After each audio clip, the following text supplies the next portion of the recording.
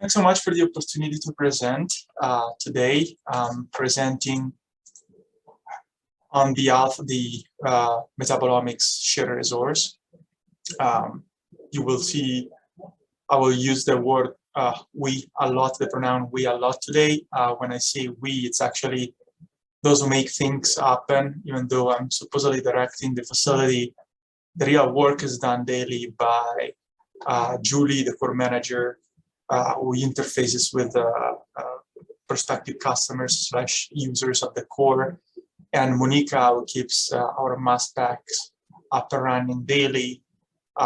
If you will interact with us in the next few months, you will see that Rachel Coldtail will jump in as deputy manager for a few months. And Travis Nenkov, so is a research assistant professor in biochemistry, but helps us a lot with the core operations as well.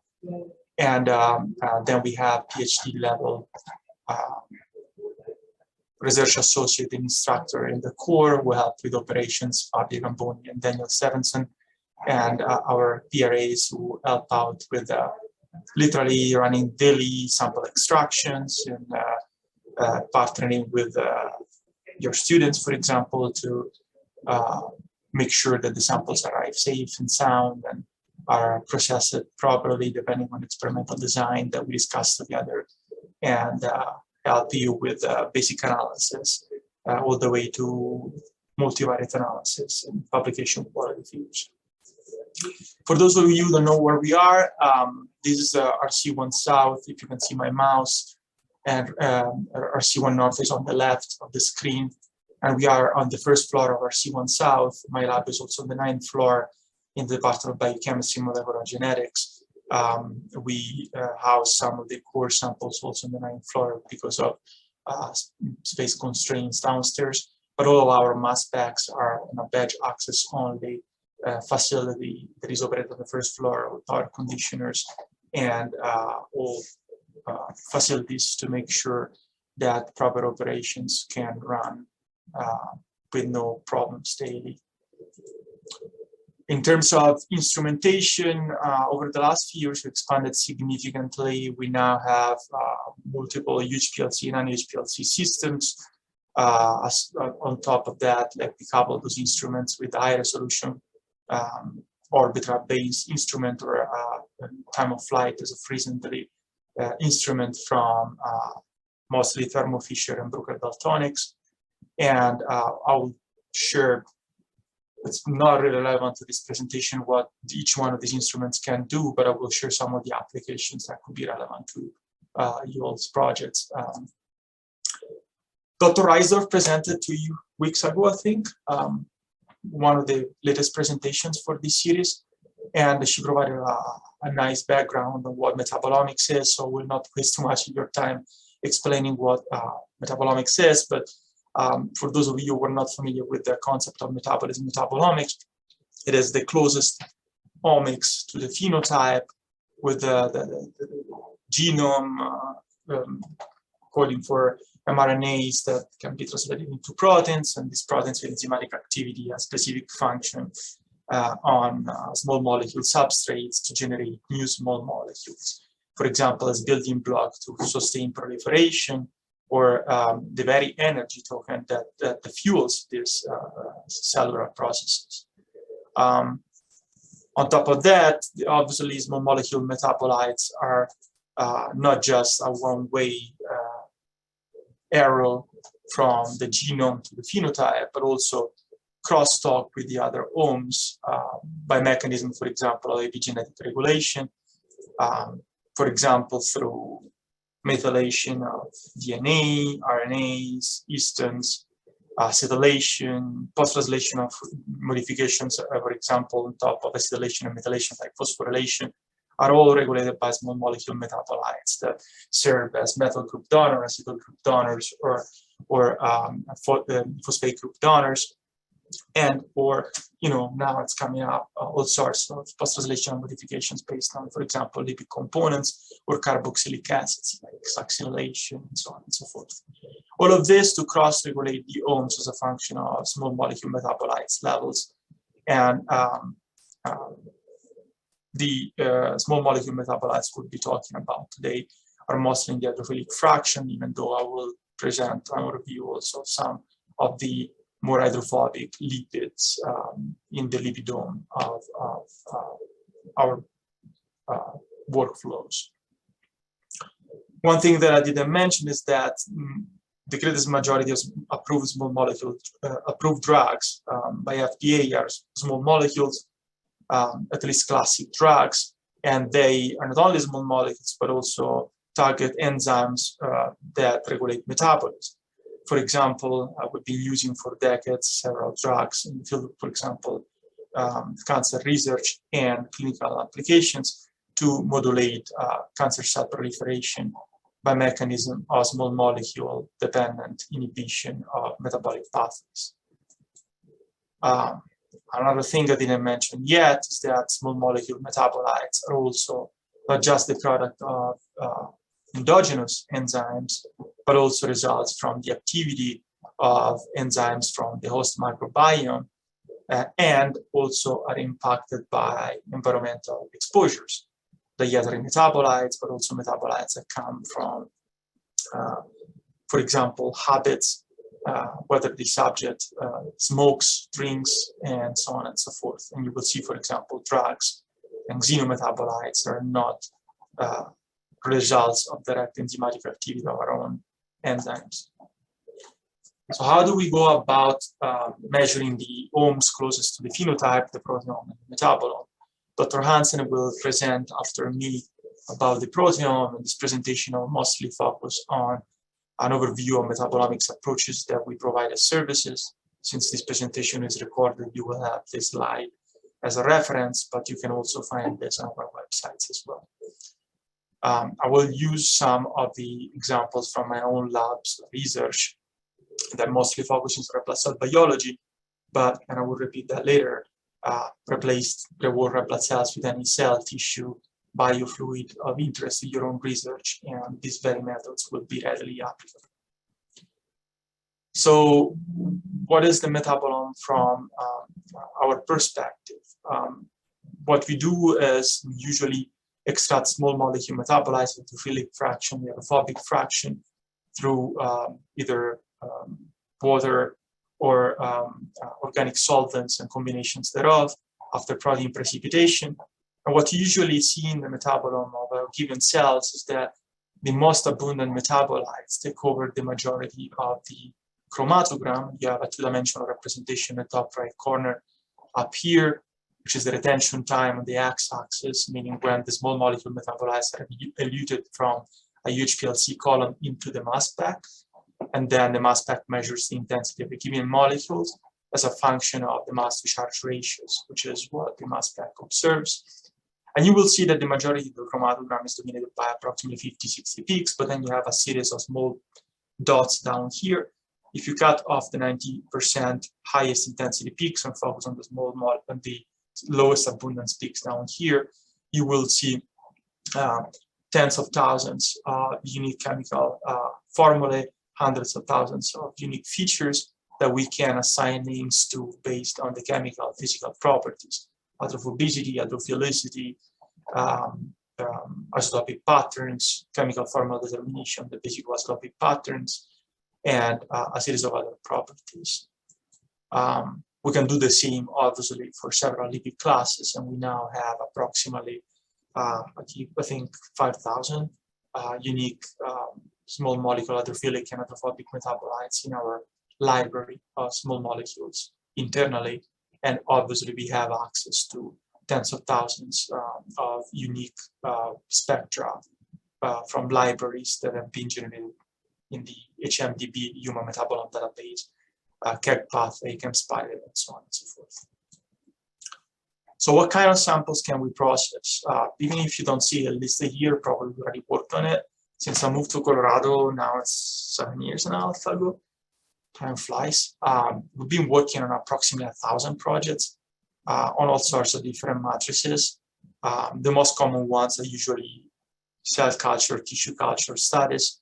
For the most part, 100,000 cells, give or take, are more than sufficient for analysis. Obviously, if you can spare 1 million, it's always better.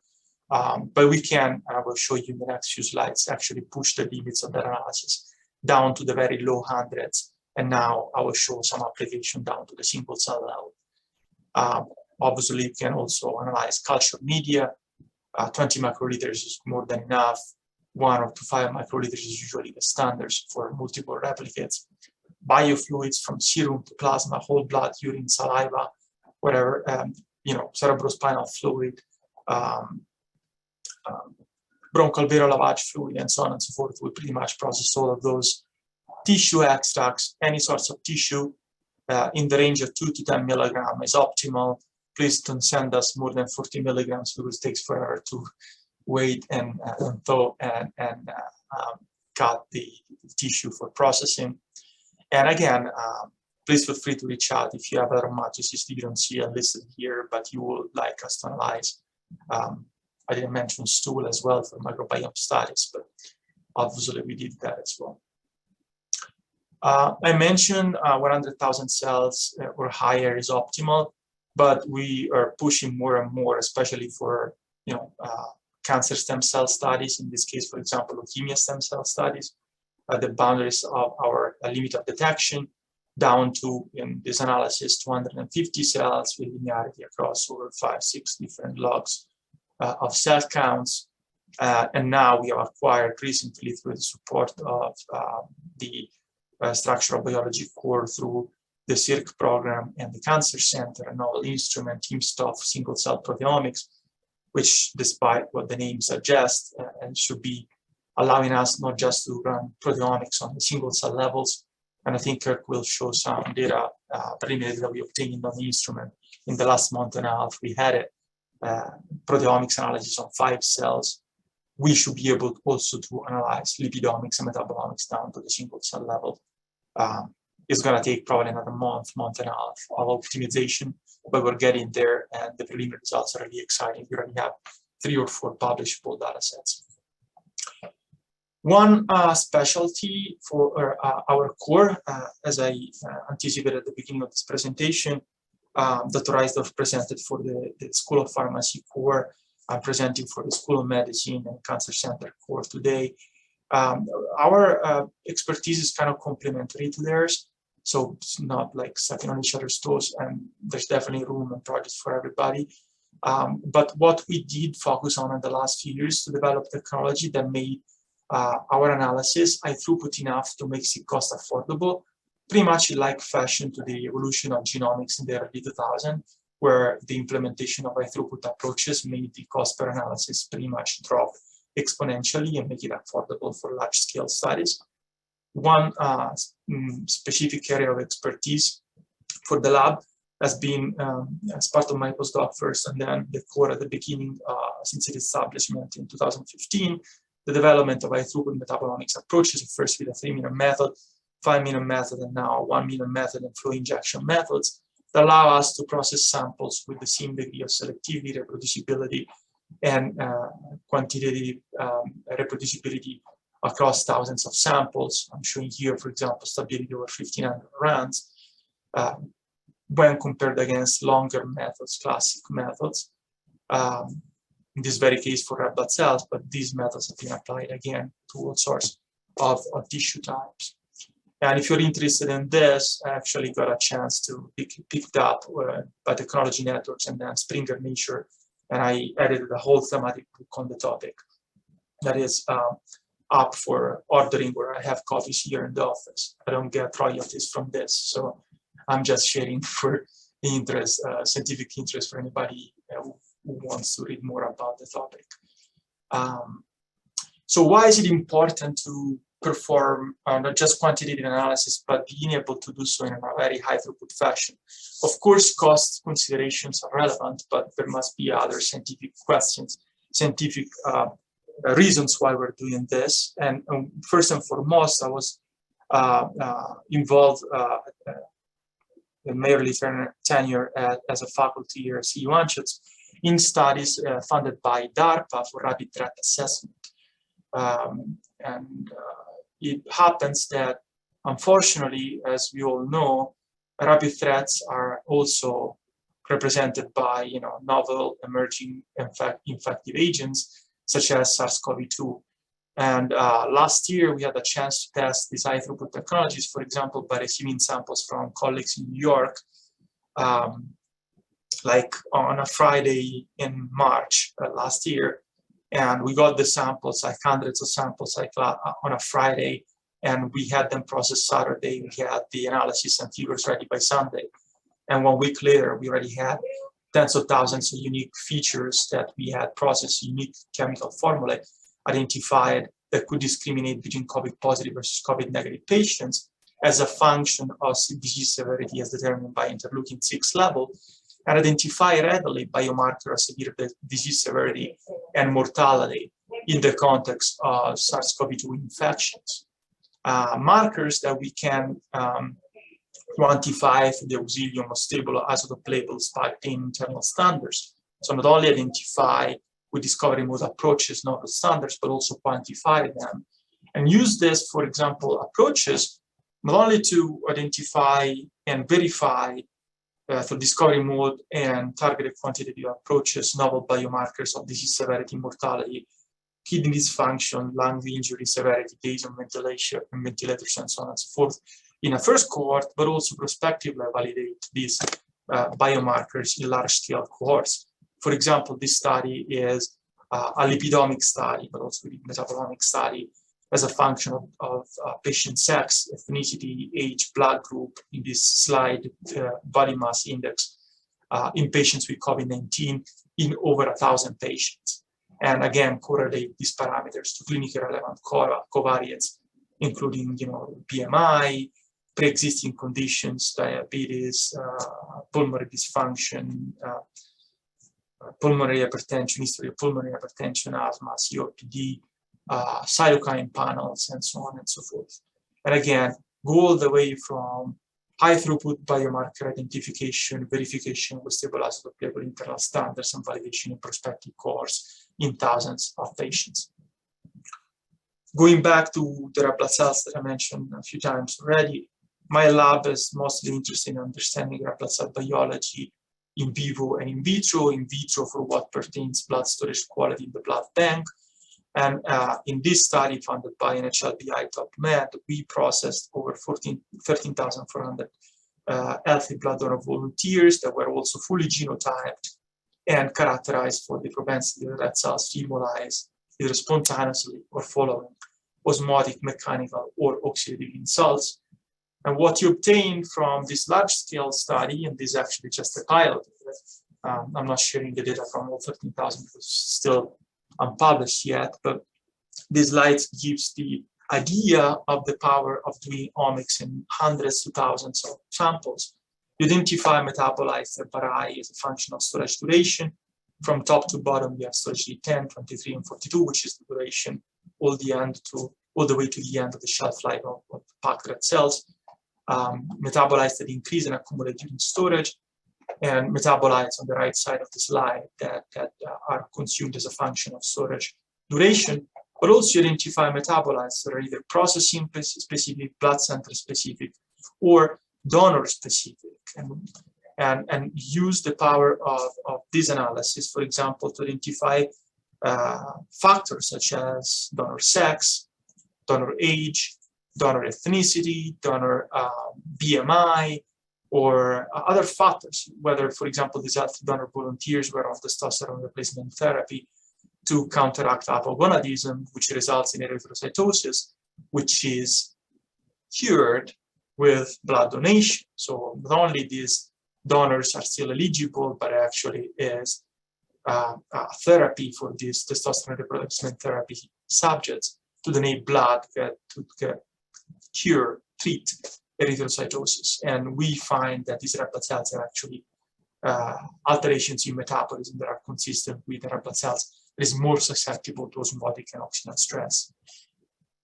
We can identify, for example, markers of red blood cell exposure or subject exposure to exogenous factor, the so-called exposome, whether the donor is smoking, drinking alcohol, drinking coffee.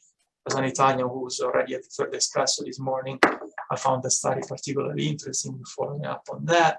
And we identified that markers of the red cell storage quality as determined by correlation to specific factors, such as the propensity to hemolyze following cells, are readily identifiable through these approaches and associated to biological factor or exposome factor. Exposome factors, such as, for example, whether the donors are on drugs that are not ground for deferral. For example, blood pressure medication, anti-inflammatory drugs, acetaminophen, ibuprofen, all the way to statins, or even metformin for diabetes or Viagra in a subset of patients, healthy blood donor volunteers. How do we know that those drugs are actually what we think they are? Because we can actually do high throughput screenings, blood cells, for example, here are blood cells with all FDA approved drugs incubated for 24 hours, 37 degrees Celsius, and see not only the drugs, but also how the drugs impact metabolism in that specific red cell, and identify, for example, through multivariate analysis, I'm showing here TSNE, but we can do UMAP and so on and so forth, to identify the drugs with the highest degree of impact on specific metabolic pathways of relevance, in this case, red blood cell storage biology. Because without saying, you can do the exact same thing with cancer cells and identify what are the small molecule drugs that impact pathways of interest to specific mutation, for example, to hydroxyglutarate in ADH1 mutation in leukemia. I can mention thousands of those studies that are being performed worldwide with RNA sequencing as a readout. We now can use in a cost-affordable fashion metabolomics as a readout as well. I mentioned that we can correlate these metabolic pathways with specific markers of red blood cell storage quality. In this very case, for example, the correlation to oxidative phenotype, we can break down the population by donors who have high propensity to hemolyze following oxygen insult at the beginning of storage versus the end of storage, versus those donors who have low propensity to hemolyze, identify metabolic markers of this propensity, and even correlate with morphological or mechanical properties, such as, for example, the capacity of endostorage red blood cells to preserve a viscocytic normal phenotype on the left side versus those red blood cells that look spherokinocyte or echinocyte, meaning irreversibly damaged by the end of the storage period. We can even, since we can do low cell count metabolomics and proteomics, we can sort those very low cell count populations through flow sorting approaches and identify what are the pathways that are affected the most, once again, in those red blood cells that look good at the beginning or at the end of storage versus those that look like they're ready to pop, to hemolyze at the end of storage, and identify, for example, pathways like the pentosusfate pathway that is irreversibly altered by the end of the storage period. We can correlate this information with data from GWAS studies in this very same population that identifies on chromosome X specific polymorphism of glucose-6-phosphate dehydrogenase, the rate-limiting enzyme of the pentosusfate pathway, and perform a combined omics analysis that puts together GWAS polymorphisms, proteomics, and metabolomics, once again to come up with the conclusion that something may be happening in the pentosusfate pathway that is relevant to red blood cell storage biology. And once you identify that pathway, not only you can characterize from a qualitative standpoint that pathway, but you can use stable isotope label tracers to determine the fluxes in those pathways in alterations thereof. Through this approach, for example, by using label glucose, label glutamine, or label palmitate, you can determine alterations in the red blood cells, glycolysis versus the pentophosphate pathway, in cells that still have mitochondria nuclei, for example, to determine the dysregulation of the TCA cycle as a function of impaired glutaminolysis or fatty acid oxidation. And whenever available, you can, for example, complement this information with seahorse data available through other courses on this campus. For example, glycolysis in correlation with the extracellular acidification rate or glutaminolysis fatty acid oxidation in correlation with oxygen consumption rate.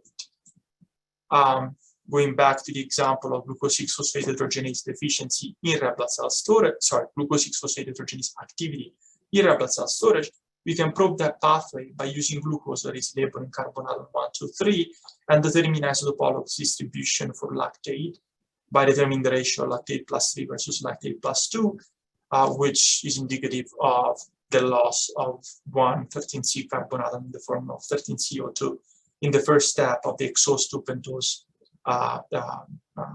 conversion in the oxidative phase of the pentose phosphate pathway. Long story short, we can determine the ratio of these two isotopologues here of lactate to determine that indeed, as storage progresses, x-axis from left to right, pentose phosphate pathway is activated in stored red cells to counteract oxidation stress. And since glucose 6-phosphate dehydrogenase is the rate-limiting enzyme of this pathway, we can mechanistically intervene in this pathway, for example, by looking at those subjects, and there are 400 million people out there with polymorphism and G6PD deficiency that somewhat alter the activity of this enzyme. So we can go back to clinical cohorts of subjects with, for example, in this very case, Mediterranean variant of G6PD deficiency that has less than 1% residual activity of the enzyme, and see how those red blood cells store from a metabolic standpoint or from a functional standpoint, how these red blood cells store and circulate 24-hour upon transfusion. We did this in collaboration with Dr. Spitani, Francis, and Hall at Columbia University. You can actually, obviously, if available, use cellular models on this very case, generate de novo, as we did here with Jim Zimring, mice that are conditionally ablated for that given enzyme.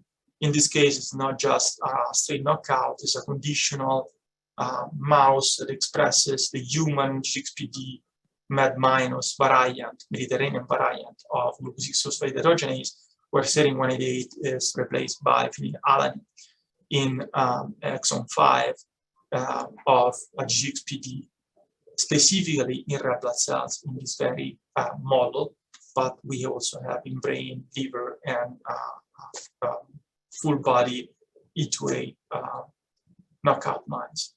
And we can recapitulate through metabolomics and tracing experiments the phenotypes that we observe in humans. The other reverse analysis you can perform is, for example, use metabolites as your very quantitative trait loci.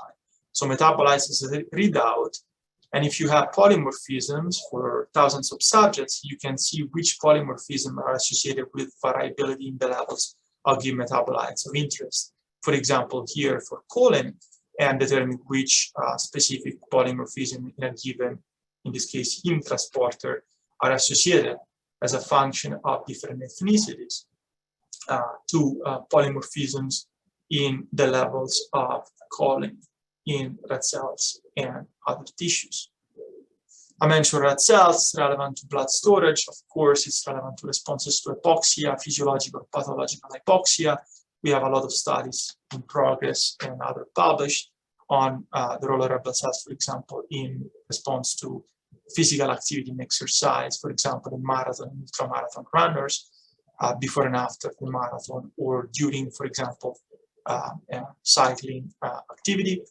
Not only that, but we can also measure not only just small molecule metabolites, but also small molecule trace elements, for example, sodium, magnesium, potassium, calcium, iron, and copper through ICP-MS analysis that allows trace element analysis. Obviously, not only those small molecules, small elements, but also lead, for example, is a very relevant one, mercury.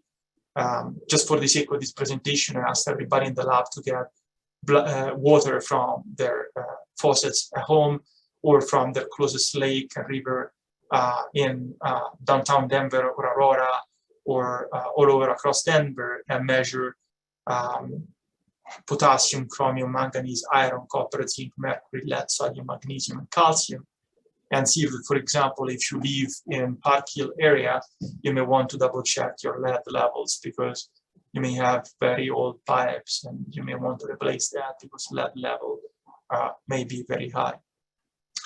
So all of this to say that not only we can process all sorts of matrices, I focused on blood cells for this presentation, but all sorts of projects that are relevant to medical applications, and we're already receiving samples from all over the world and applied this from everything to sports physiology in collaboration like with the team winning the Tour de France last year and the year before, to COVID studies, to hibernation, to studies on high altitude hypoxia, to studies on hematopoiesis that made it to Nature this year, multiple studies of them.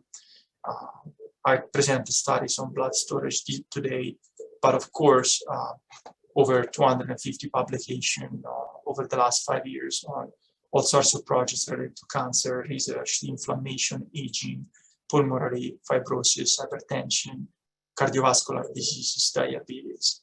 And obviously we have an oversight committee that is composed by members of the structural biology program, the Cancer Center, even our two heads, structural biology members, and Cancer Center shared resource.